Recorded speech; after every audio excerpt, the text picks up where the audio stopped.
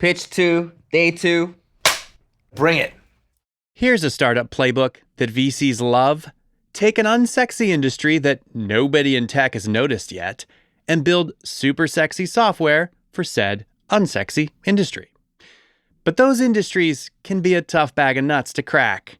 Today's founder is trying to sell software to an industry so old school, it makes door-to-door vacuum sales seem fresh.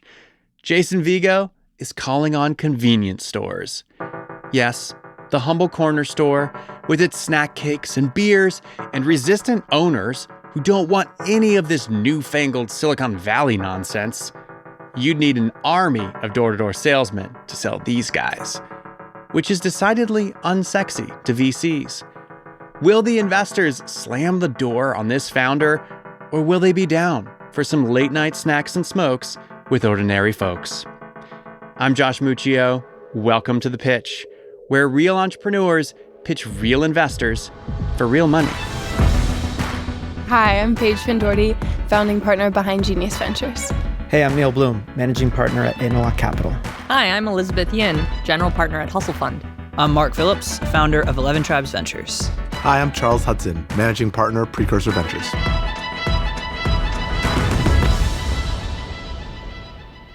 The pitch for Bevz is coming up after this. And if you want to watch the video of this pitch, go to pitch.show/YouTube. Episodes premiere on Wednesdays at 7 p.m. Eastern. The information provided on this show is not intended to be investment advice and should not be relied upon as such. The investors on today's episode are providing their opinions based on their own assessment of the business presented. Those opinions should not be considered professional investment advice. Hi, everyone. Hey, how's it going? Jason, nice Neil. to meet you. I'll sneak around this way. Elizabeth, nice to meet you. Yeah, Jason. Nice to meet you. Hey, nice to meet you.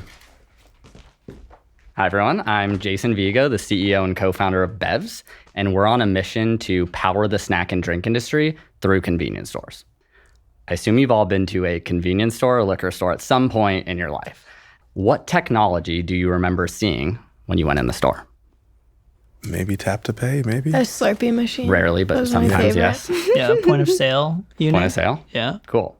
That's pretty much what you'll see across the 150,000 convenience stores in the US and the 1.2 million convenience stores globally. And there's a ton of restaurant technology, companies like Toast, ChowNow, et cetera. The problem is none of that really works for convenience stores. The other big factor is that these stores are really reluctant to technology in general and outsiders. We really know this customer in this market because my co-founder has owned and operated convenience stores for 38 years. He literally is our customer. And we built Bevz, which is a SaaS platform that helps convenience stores stock the products that their customers want and then easily sell those products in-store and online. Today, we have 330 stores using the SaaS platform. We're growing 21% every month. We have a 95% conversion from free trial to paid subscription, and we have a 99% monthly retention. And today, we're raising $1.6 million that we're going to use to acquire 2,000 convenience stores, build 6 more product integrations, and reach a $3 million run rate ARR before we raise our next round. Well, thank you. Welcome.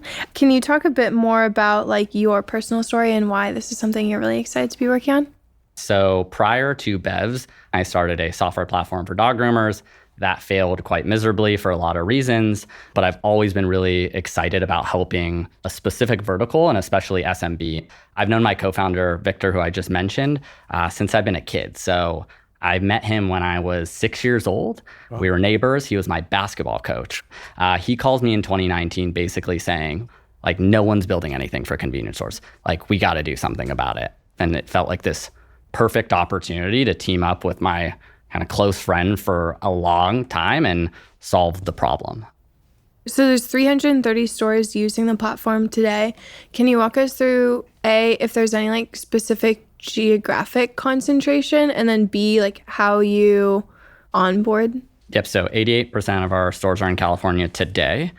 In terms of onboarding them, we've built everything to be self-reliant. So we have a Zendesk integration, allows them to walk through the entire steps, pick what e-commerce apps they want to use, where do they want to order inventory, et cetera.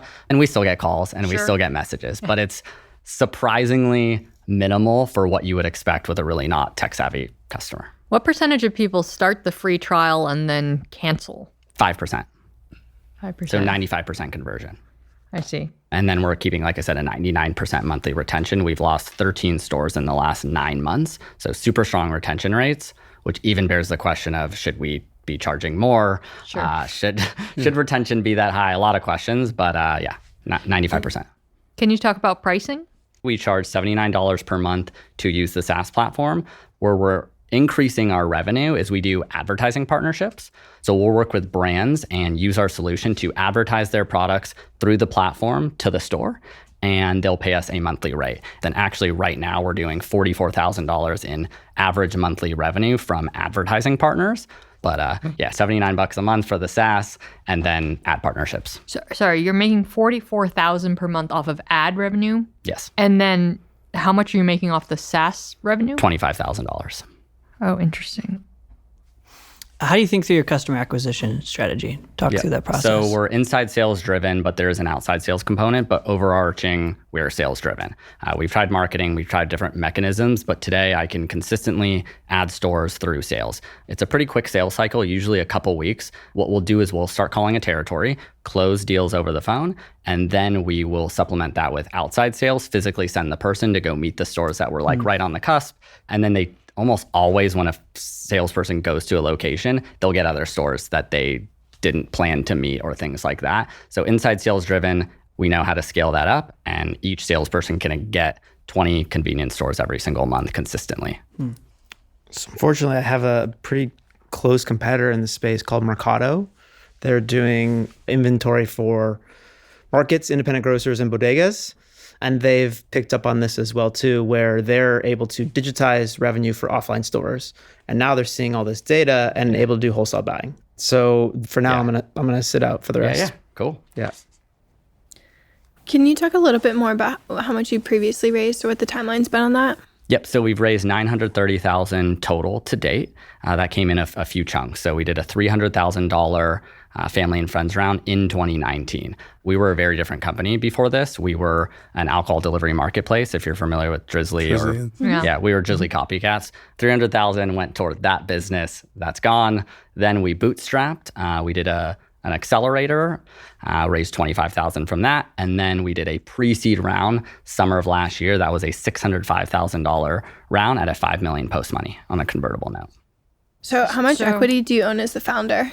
So I have 14%. 14%? Yeah. Oh, you have 14%. Our founding team together has about 70%. So it's a combo of me, my co-founder Victor, and my CTO. Victor transparently owns the most equity for a couple reasons. One is he started it when I wasn't ready to come on. So I am co-founder, obviously, but I wasn't there in that year of really getting it built. The second, and really the biggest one, was when we pivoted, he paid me personally a salary because I couldn't live off no salary at all. And so the agreement was, you get to have more equity and I need money to live off of. And here we are. Oof. Jason only owns 14% of his company. Founders have had the door slammed in their face for less. Literally. This happened on last week's show. All right, time to grab some Sour Patch Kids and pizza-flavored combos. When we come back, the founder equity saga continues.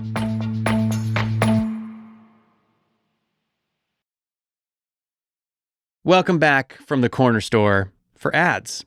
Jason was crushing his pitch until he dropped a number that triggered the investors. He only owns 14% of his company. Also, that army of salesmen he's going to need, that's a problem too.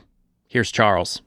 You mentioned, I think quite clearly, like this is a sales-driven company. Yes. Do you envision a world is there a future state in which there is more of a self-serve, or is there a bigger role for marketing? Or do you think just given the nature of the customer, even as you grow your customer base, it's sales is still going to be like the primary customer acquisition vector?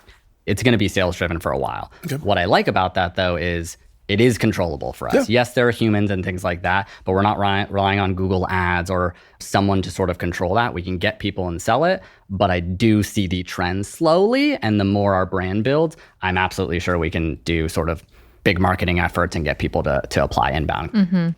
Is there any difference in selling to the independents and the small chains? Is that sales motion any different?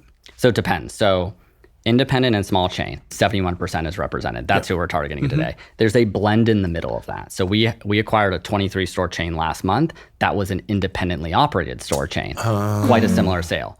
They definitely try to negotiate us harder because they have 23 stores. They have a little more power, but that's more of the independent sale. Then you have franchise models, which are getting really interesting. So actually today we have 7-Elevens, Circle K, Shell, Chevrons on our platform. Very few. With those, it's tricky. Yeah. They can onboard just as an independent because they really run their own store, right? Yeah. But what we're finding is to really get all of them, we're going to have to go to these like local franchise models. So I think short answer to your question is it's relatively similar. So we've talked to like a group like GetGo. They have, like 400 stores, things like that. That is a different conversation. We get to corporate. So I'd argue it's not like chain. It is, are they a corporate? Or are they more like independently operated franchise? The corporate typically requires certain things. They're going to want POS integration. Another thing would be like depending on if they sell hot food or not hot food. So just little features like that, all very buildable. Yeah. But today we can go plug and play to pretty much any independent or small chain, not a corporate yet though. Thank you. Super complete answer.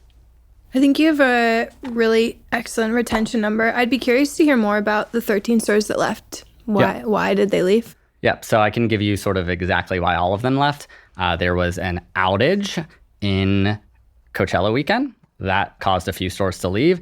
Even though it wasn't our fault, it was one of our e-commerce partners, we get the blame.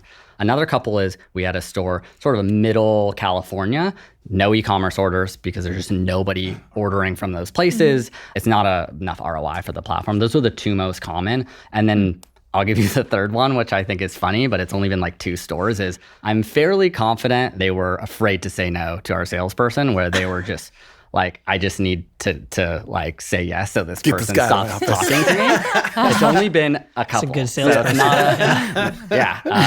A couple stores, right? Well, yeah, like 2 out of 330. Yeah, it's just like, not there. And that's going to happen, right? We want them to be aggressive.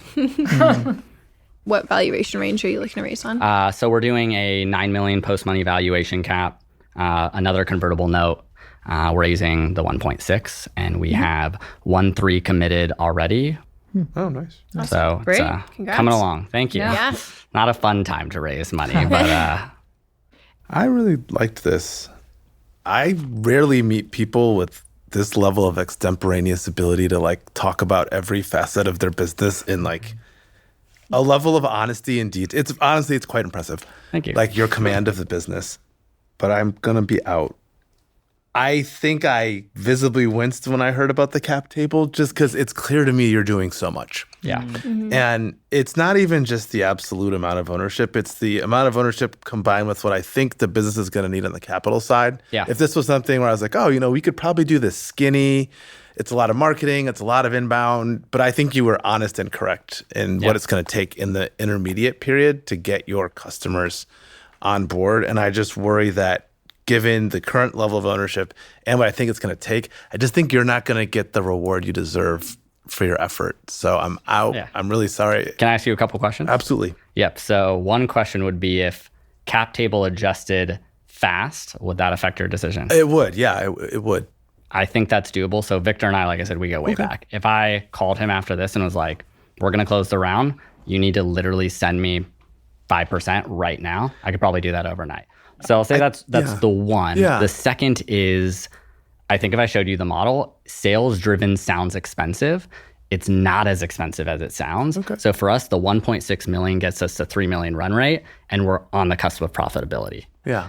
If that affects your decision, I those mean, two are actually, I feel 5. I don't know. I don't have an exact number in mind. I'm happy to have that conversation. I also want to respect the fact that Victor put in real money. This isn't sort of like phantom ownership. He really put up real cash. And he put up real cash, yeah. But that adjustment would change my decision if we could get to a level where the balance felt better.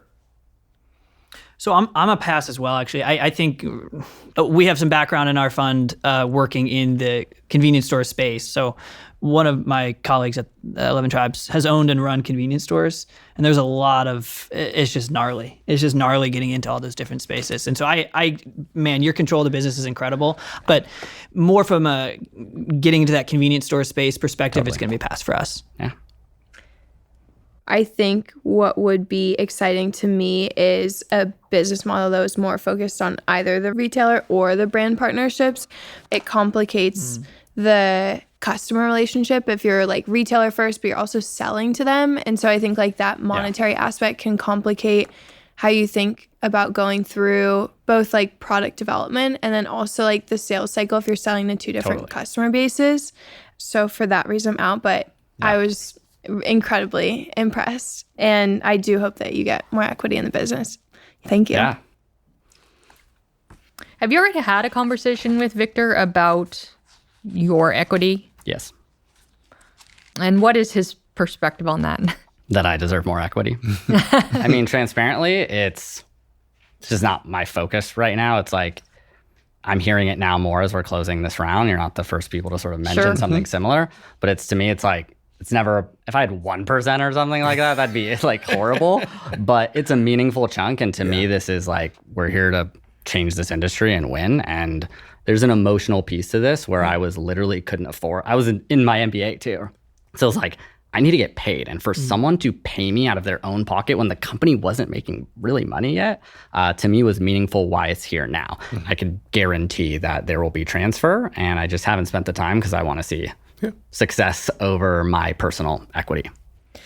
So here are my thoughts. I am out for now for all the reasons that Charles cited, but I think you've been incredible. Thank you. If there were a few modifications here, then I would be in. Okay. So one is I do agree with this general sentiment that I think you need to be rewarded. Thank you. you. You are raising this round also. So you're putting in the work in capitalizing this company. I think you have to be at least at 20%. A lot of things are psychological, and maybe you're okay with things now, but as you go along and everybody gets diluted down, like you're going to feel less excited about the company as things go on, right? Yeah. I don't like it when people end up feeling bitter about their own companies. That's fair. So that's thought number one. The second thing is like convertible notes are generally all over the place. So I would definitely want to see what the details on that look like. But I think if you can solve for those two things, I would be very interested in investing in this round. Awesome. I could almost guarantee I could have that 6% from Vic directly, but actions speak louder than words. So let's see if I actually do it. You can see if you believe it. My question would be, and obviously this is not a commit because there's no commitments yet, but I guess where would you play? I guess both of you. We would do like probably 50, something like that. And we would do 50K. Yeah. Cool. Just because especially given what you have left. Yeah, we're getting close. So. Okay. Very cool. All right. Cool. Good job, man. Thank Nice. you. Good job. Awesome. Yeah. Really nice to meet you. Yeah, Nice to meet great you all to too. meet you. Yeah.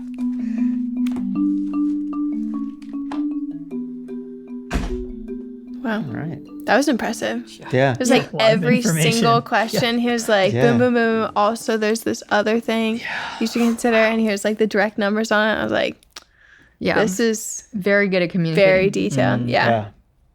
Why? I'm just curious why 20 in your head, 20%. I was going to say equity. 22.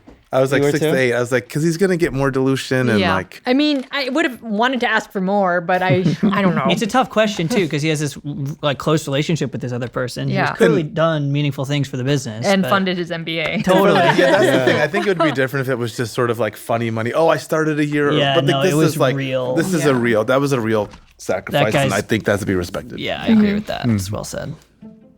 Do you think you'll come in if it's 20? I would be happier at 22, but I'd probably do it at 20. It's very specific. Yeah. We might do a quick turnaround. Okay, quick turn. We do need you guys to Yeah. leave so we can set up his mic. Jason left the room with 100K in commitments, I think, from Elizabeth and Charles, if he gets more equity from his co-founder, Victor. Jason seemed very confident he could get that equity. But conversations around ownership aren't usually that straightforward. We caught up with Jason a few weeks later to see how it all went. In the room, you said, I think I can get the equity transferred in a week. How did that conversation go with Victor? So the first started in the car on the way home. So I'm calling him like, so crazy situation. I know you know that I was on this show, but this is the scenario. So a little like, why are we having this conversation on a Friday? What happened in the last 2 hours to sort of warrant the speed? Because frankly, I was kind of like, I said 5 days. So we need to do this like this weekend. we hashed it out. We got our attorney to help pretty quickly, got the paperwork, tied some valuations to it too. I think that was fair, which is don't just give me the equity this second. It is let me prove and hit certain company milestones. And then I get the equity, company's worth more money, you win, I win, investors give us money. That's how it went. So did you tie it to the successful raise? So we tied it to a company valuation. And so we did 2 valuations. So it's at a 40 and an 80 million valuation. I'll get 2 buckets of equity. To me, that's the point. We're here to do this really big. If it doesn't get that big, then I don't get the equity. And if it gets that big, then I will. Yeah, I mean, the investor's concern was less about how much you own right now, but more about how that's going to get whittled down over time as you raise subsequent rounds and get diluted. Yep. So you've basically got these incentives at each point where you would get diluted, you're going to get more additional equity at that point to stay motivated. Yeah. I think they might have even preferred the style we took it, because then it was, I really got to hit those milestones for me to get the equity. So it took a little more than a week. So it wasn't as fast. But yes, the equity transfer went through and I did what I said I was going to do. With the equity transfer complete, Elizabeth was ready to start her due diligence. And while summer has come to a close, it's still grilling season at Hustle Fund. Startups never really die of starvation. They always die from overeating. So how do you think about balancing all of this? What are the top reasons for somebody not buying? It almost seems like it's over a 6-month payback period. Is that a fair estimate? Isn't that kind of a lot of work to constantly be updating items? If I buy alcohol through DoorDash from some store, We're running it on the back end. Whew, I'm sweating. She wasn't even asking me the questions. After the startup stake was very well done, Elizabeth invested. Hustle Fund is part of the team, and we've been working with them a little bit. Elizabeth and Hustle Fund would have been my favorite choice. I've been following Elizabeth for years now, probably on social, and the way she talks about startups helps them. I was a huge fan. yeah, Elizabeth's great. So what ended up happening with Charles? Charles did not move forward. We didn't actually talk after. So we sent some follow-ups and probably not a fit. What did he say? Nothing. No. No response. Charles! The good news is I filled the rest of the round. It was a 1-6 round, and we have about 90% of that wired. That has to feel amazing. It does. And I have more interesting news too. A lot has happened since the show. I can't resist a tease like that. What happened? So we've really been consistently growing, adding stores, building technology, hitting a couple of the revenue streams that didn't exist prior. So people, as we were growing and that 9 million post-money valuation cap still existed, we were getting a lot of interest. And so we got a few more offers at the very end, like more than we can take. We ended up getting about 2.25 million committed on the 1-6. But the more exciting news is we're now actually looking at the next round, which is very fast turnaround. And it'll be, hopefully, we don't know yet, but something like a price round around a 15 million valuation. Oh, my word. Things are happening, that's for sure. So why do you think you found so much success when raising this round? I'll tell my like a little founder secret, right? Which is I knew these questions would come about equity and things like that. Certain things will trigger someone to not be as interested. And if that happens too early, I lose them before I even really get a chance for them to know me and me to know them. And so I'm pretty purposeful about how I now do the fundraise. I have a running list of things I know will be some of the biggest concerns of investors, and I will get to them, but at specific times. You've gotten to know me a little better. I'm a super transparent person. Yeah. And in the early days of fundraising, that hurt me a lot because I was like, I should be upfront, honest from the jump. And that's true with the caveat of don't tell them every single bad thing that's going on. It's a startup. If there's no bad things, then you wouldn't be a startup fundraising. I could have brought up equity early and been like, you'll probably want to ask about this. But my strategy is get them to conviction first. And that's literally what happened, right? Yeah. You know, you filled out your round, which is awesome. You mentioned some of the commitments you're waiting to come through. Is the pitch fund one of them? Yes. You guys are one of the investments still waiting to come in, and I will keep my word on the $9 million valuation cap as part of this round. All right. The only question we had was, we just felt like you needed to own more of your company, but it sounds like you fixed that. I did. I did the thing. At the very last minute, an investor swooped in with a new term sheet for $1.3 million, bringing Jason's total fundraise to $3.1 million. So, it turns out that lots of investors are down for some classic door-to-door sales. If you would like to invest in Bevz, actually, you still can, as an LP in the pitch fund. We just crossed 2 million committed from 110 listeners in Fund 1. And it's been a pretty great group so far. But we've still got room for a few more.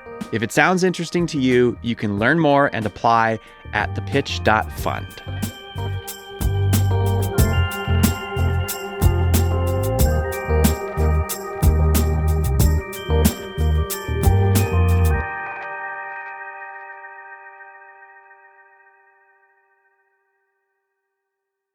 Next time on The Pitch, the Peloton for horses. What did it cost you to get the recordings done, getting them put into the app? Like, what did that cost? Yeah, so it's $100 on average per lesson. That's it? Wait, though. That sounds exceptionally cheap. Mm-hmm. We're scrappy, you guys. We'll see you in 3 weeks in the pitch room.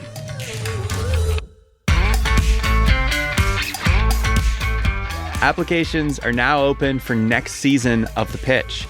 We're going to be in Miami in January. 18 startups will pitch the investors on our show. So if you or someone you know is raising pre-seed or seed, go apply at pitch.show/apply. Even if you've applied before, apply again. See you in Miami in January.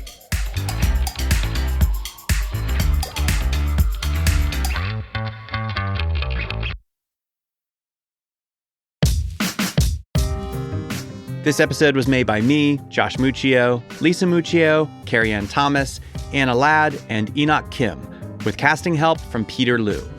Music in today's show is from Sabreteeth, Indigo Jewel, Dame Asu, Our Many Stars, Anders, Breakmaster Cylinder, and The Muse Maker. Thank you so much for listening to the show. If you're enjoying The Pitch, we've actually set up a special URL to make it super easy to share with a friend. It's pitch.show/text. Try it out, pitch.show/text. And if you want to listen to The Pitch ad-free, subscribe to Pitch Plus. You'll also get occasional bonus content like the episode we dropped last week. Plus, it's a really good way to support the show. Just go to pitch.show/plus to learn more. The Pitch is made in partnership with the Vox Media Podcast Network. The Pitch Inc. and their respective employees and affiliates do not provide investment advice or make investment recommendations. The information provided on this show should not be used as the basis for making investment decisions. Listeners should conduct their own research and consult with their own investment advisors before making any investment decisions.